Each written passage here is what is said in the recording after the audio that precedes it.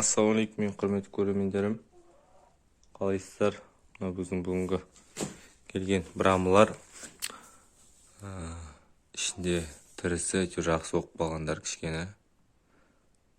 Мынау әлсіреп тұр, әтеш. Ана ажандағысы жақсы келді. Мынау да әлсіреп тұрып кетті. 6 тауық, бір әтеш әкіп келген болатынбыз. Оның екеуі өліп қалды. Екеуін сойып үлгердім. Сонымен қалған осы үшеуі қалды. Бұйыртса, енді көреміз әтешті. Пока не істеп нормально болып тұр. Енді нағыз не істеп жатса әтешті сойып кететін боламыз. Алла бұйыртса, осы сіздерге айтпақшы қыстық қорамды көрсетіп кетейін. Қыстық жоспарларымды Алла бұйыртса орындалса тамаша болады. Міне бұрынғы біздің қыстық қора болған. Қыста тауықтарым осында қойғанбыз. Бұзып жатыр ішін барлығын.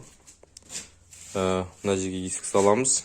Кіріп келгенде, осылай кіргенде, мынау біздің тауық қора болады.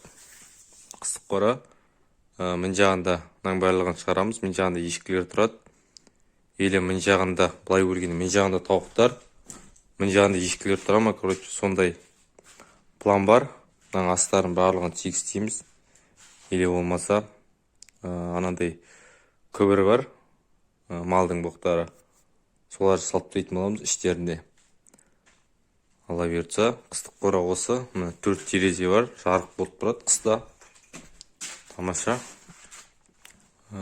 Осы Алла бұйыртса тағы да тауық алатын боламыз. Қазір капельник ақша жинап жатырмын.